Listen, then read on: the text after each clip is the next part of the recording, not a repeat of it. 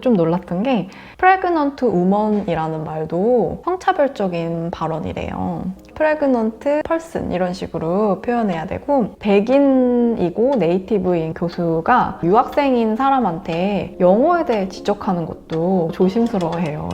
오히려 그래서 이민 1세대인 그런 분들은 직언을 하세요. 막 너네 영어 이렇게 해서는 못 살아남아.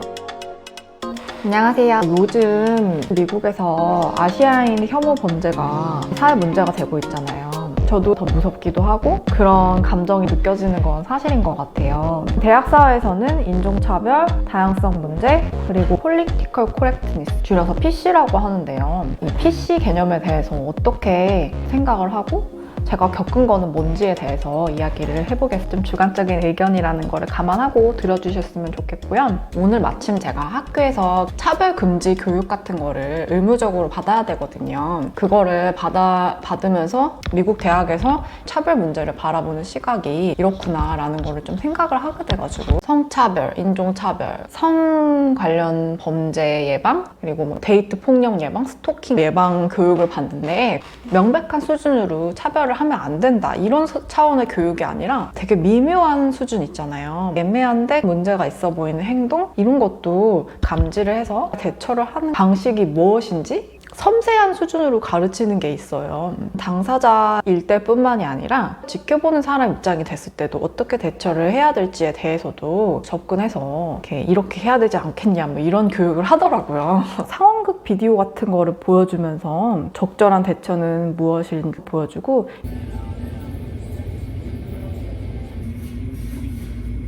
뭐 예를 들면 대학원생 둘이 있는데 남자 대학원생이 여자 대학원생한테 흔덕대면서 부적절한 말을 하고 약간 터치를 했어요. 뭐 여기를 이렇게 터치한다는 식으로. 지켜보는 친구의 상황일 때 어떻게 대처해야 되는지 물어보더라고요. 대놓고 너 왜 그래? 이러는 것도 답이 아니고 모른 척하는 것도 답이 아니라고. 가장 적절한 대처 방식은 이거 같이 하러 갈래? 이런 식으로 해서 그 상황을 종료되도록 만든 다음에 당사자한테 가가지고 너 혹시 불편했으면 뭐 리포트를 하거나 방법이 있으니까 내가 도와줄게, 이런 게 적절한 방식의 대처라고 하더라고요. 한국에 비해서 미국은 다인종 국가고 문화 수준도 다양하고 각자 생각하는 게 다 다르단 말이에요. 어떤 게 상식이다 이런 게 되게 불분명한 사회인 것 같아요. 하위 집단과 하위 문화가 많이 있는 거죠. 섬세하고 다양한 수준으로 교육을 시키지 않으면 어떤 문제가 발생해도 인지를 못해서 뭐 차별이나 뭐 소외감을 받게 되거나 뭐 이런 일들이 늘 있어 왔기 때문에 이런 교육을 열심히 시키는 것 같기도 하고요. 그리고 대학 사회 자체가 진보성을 추구하고 또 Political Correctness, PC를 중시하는 그런 분위기가 있기 때문이 아닌가라는 생각이 들어요. 제가 좀 놀랐던 거는 차별을 하면 안 되는 그 기준이 다양하고 많아요. Pregnant woman이라는 말도 성차별적인 발언이래요. pregnant person 이런 식으로 표현해야 되고, 또 뭐 you guys 뭐 이런 식으로 표현하는 것도 뭐 everyone 이란 단어로 대체를 해서 이렇게 이야기를 해줬으면 좋겠다 이런 내용까지 있더라고요.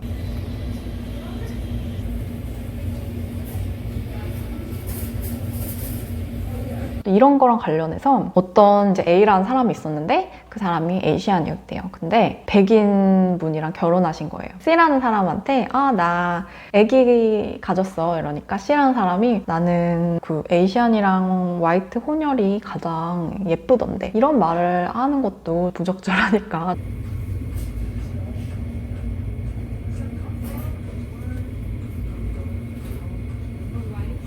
영어 표현에 대해서 이야기를 하자면 애매한 수준의 차별 같은 경우에는 unclear하다라거나 아니면 vague라던가 이런 표현을 쓰는 게 아니라 이걸 subtle이라는 형용사로 표현을 하더라고요. 그리고 이제 명백하다는 거는 overt라고 표현을 하더라고요. 저도 이런 거에 잘 몰랐어서, 예를 들면 요번에 저도 커뮤니티 게시판 같은 걸 보다가 봤는데 서민정 씨라고 뉴욕에 살고 계시는 분 계시잖아요. 그분 남편이 무슨 예능 프로그램에 나왔나 봐요. 거기에서 백인 남자분이랑 이야기를 하다가 그분이 너 어디서 왔어? 그래서 나는 넌 미국 어느 지역에서 자랐어 이러니까 그럼 넌 진짜로 어디서 왔어? 약간 이런 수준의 욕을 한 건 아니지만 애매한 차원에서 불편하게 하는 질문 같은 거를 하고 자세나 제스처 이런 거부터 막 이렇게 거만하게 앉아가지고 막 깔보듯이 이야기하는 행동이 막 문제가 돼가지고 그러니까 이런 것들도 뭐 내가 인종차별을 당한 건가? 라고 생각하기도 어려운 문제일 수 있어요. 한국에 있을 때는 인종적인 측면이나 민족적인 측면에서는 제가 소수자 입장은 아니다 보니까 이제 이런 문제에 대해서 이렇게 깊이 생각을 안 하고 제가 마이너리티 입장에서 이런 문제를 겪다 보면 저도 모르게 이제 문제시 될 만한 부분도 문제라고 인식을 못하고 당연히 이건 모를 수도 있지. 쟤네 잘못이 아닐 거야. 이렇게 너무 배려하는 생각을 저도 모르게 하고 있을 수 있는 것 같아요. 저는 한국에 있을 때는 뭐 성차별 이외에는 마이너리티 이슈에 대해서 깊이 생각을 할 만한 상황에 놓여있지 못했던 것 같아요.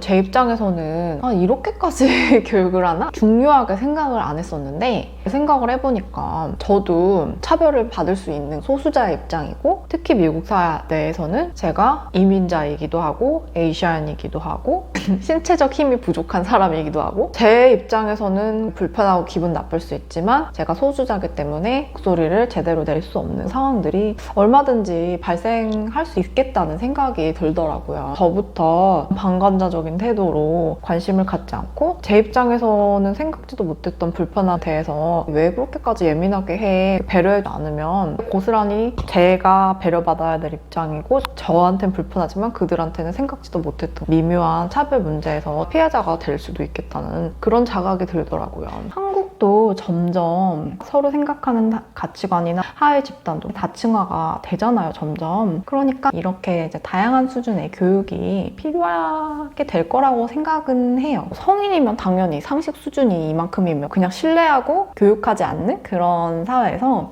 점점 이런 수준도 문제가 될 수 있으니까 조심하세요. 또 이런 문제가 있으면 넘어갈 문제가 아니라 공론화시켜야 되는 문제입니다. 피해자 입장과 피의자 입장을 모두 고려해서 이게 지금 현 사회의 기준이니까 잘 생각을 해서 좋은 사회를 만들어 갑시다. 이런 교육이 더 많아질 것 같다는 생각이 들더라고요. 한국에서도요. 실제로도 어떤 인종차별적인 발언이나 성차별 같은 거를 겪었으면 대학 사회에서는 굉장히 큰 문제가 될 수 있어요. 또 인종차별이나 이런 다양성의 문제로 한 학기에 한 번씩 세미나를 열고 어떻게 우리 캠퍼스 안에서 다양성을 더 증진시킬 수 있을지 막 토론을 하고 막 이런 것도 법제화도 돼 있고 수를 지원할 때도 다이버시티 스테이트먼트라고 해서 당신이 어떻게 이 학교 사회에서 다양성을 증진시켜 줄 수 있는 행동을 할 수 있을지 막 스테이트먼트도 막 내라고 하고 다양성 문제가 개선될수록 경제적인 효과도 크고 사회에 긍정적인 효과가 많대요. 막 처음에는 어떻게 그럴 수가 있는 거지? 인과관계를 잘 모르겠다라고 깊이 생각하지 않았는데 제 생각에는 이게 약간 현대 지금 민주사회랑 신분제 사회 간의 차이점이랑 약간 비슷한 점이 있는 것 같아요. 다양성이 존중받지 않는 사회를 살다 보면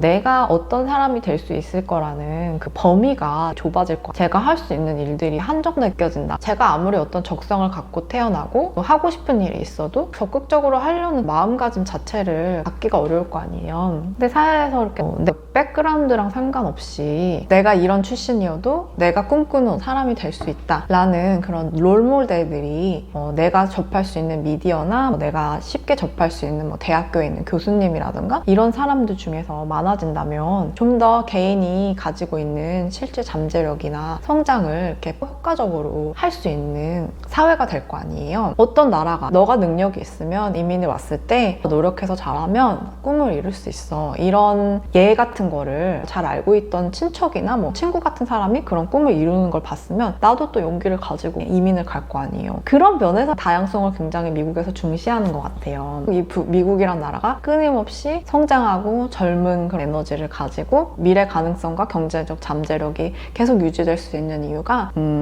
심리적인 차원에서부터 나도 노력하고 능력을 가지고 있으면 내가 경제적, 사회적인 수준으로 성공할 수 있고 내 가족도 더 좋은 환경에서 살 수 있겠구나. 그런 신화 같은 거를 심어주는 데가 미국의 똑똑한 가동 방식 방식, 유혹 방식, 저도 유학생 입장으로서 고민하게 되는 문제가 미국에 계속 있을 것인가 아니면 한국에 돌아갈 것인가, 돌아간다면 어떻게 돌아가지? 그런 고민을 하다 보면 미국 사회는 지금 어떻고 또 한국은 어떻지? 그리고 한국의 10년 뒤라는 일본은 어떻지? 뭐 이런 고민을 하게 돼요. 자연스럽게. 저는 사실 여기 오기 전에는 PC가 뭔지도 몰랐거든요. PC는 피쉬인 줄 알았어. 물고기 말하는 줄 알았어. 그래서 자꾸 PC 거리길래 뭐지? 실제로 대학 생활을 하면서 언제 PC 문제를 느꼈냐 하면요. 인종이나 문화권으로 특성으로 사람을 이렇게 구분하는 게 되게 문제라고 생각해서 절대 노골적으로 그런 걸 표현하지 않아요. 외모에 대한 것도 절대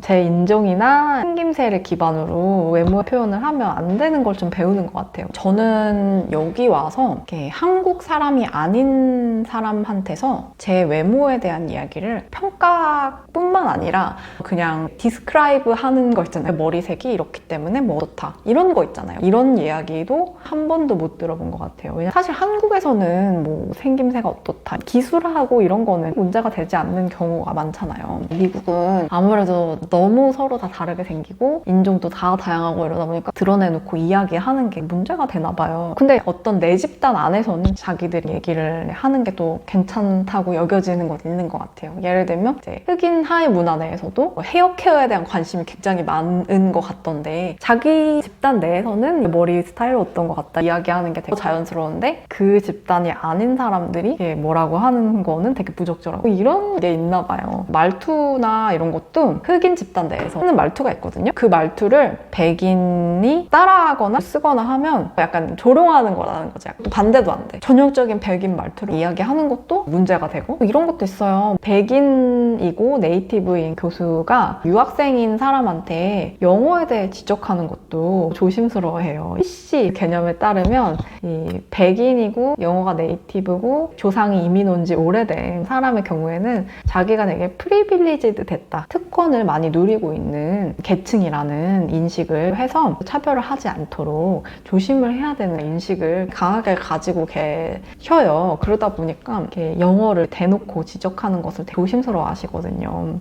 오히려 그래서 이민 1세대인 교수들도 계시잖아요.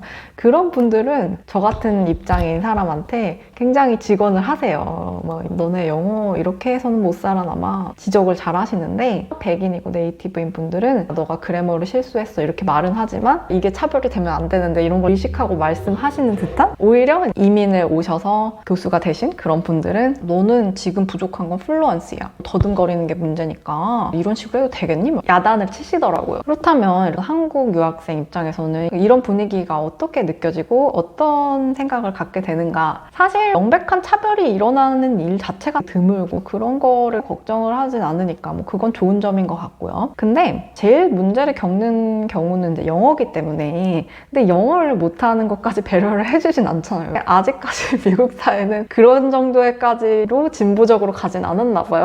언젠가는 이런 언어를 못하는 것까지 사회적으로 배려를 받아야 되는 사회가 미래 사회는 될 수도 있겠죠. 근데 아직은 아니야. 어차피 영어가 안 되니까. 그걸로 인해서 촉발되는 불편함이나 소외감이 많죠. 한국 사람 입장에서는 미국에 정착해서 사는 것 자체가 어렵고 정착하는 데 있어서 차별 많이 하잖아요.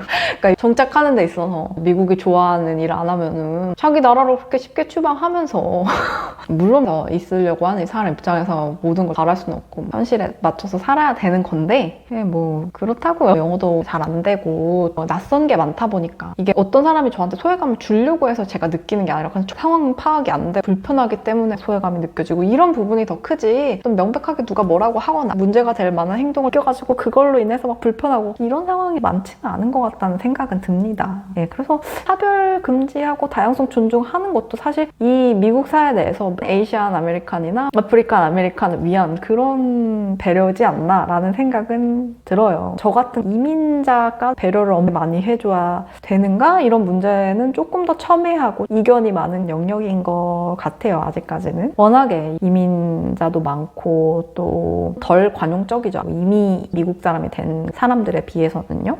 그렇다면 에이시안이 대학 내에서 어떤 위치를 차지하냐 이런 것도 좀 궁금해하실 수 있을 것 같아서 이야기를 해보자면 한마디로 이야기하자면 에이시안이 통계적으로는 소수자는 맞아요. 근데 약자라고는 인식하는 건 아닌 것 같아요. 중국이랑 한국은 유학생 내 내에서의 비율이 굉장히 높아요. 마이너리티를 배려한 장학금 이런 게 있다면 한국이나 중국의 출신의 사람이 혜택을 받기는 쉽지는 않은 것 같아요. 이미 미국에서는요. 동남아시아에서 왔거나 중동에서 왔거나 이런 경우라면 장학금 기회도 좀 더 열려 있는데 교수에 임용되거나 이런 데서도 배려를 많이 준다고 해요. 제 생각엔 미국 내에서 느끼는 인상 자체가 한국, 일본, 중국이나 인도에서 온 분들은 이민 올 때부터 학력이 높은 경우가 많고 알아서 잘 생존하고 이런 사람들이 비율적으로 많다 보니까 이 사람들이 갖고 있는 사회적 지위나 이런 능력 같은 걸 봤을 때 약간 위협이 된다? 이런 걸 느끼는 게 있지 않나라는 생각은 좀 들더라고요. 도와줄 것까진 없잖아? 자기들 알아서 잘 사는데 이 정도의 마음을 갖고 있는데 그거를 표현하면 레이시즘이니까 그렇게 표현을 안 하는? 그냥 그 정도지 않나 하는 생각이 들었어요. 그러면 이제 여기까지 이야기를 해볼게요. 같은 대학 사회라고 하더라도 이게 지역이 어디냐 이런 거에 따라서 이렇게 느낀 정도가 다를 수 있을 것 같아요. 전형적인 대학 타운에서 살았던 저는 이 정도를 느꼈다 정도로 생각을 해주시면 될 것 같아요. 건강하시고요. 안녕히 계세요.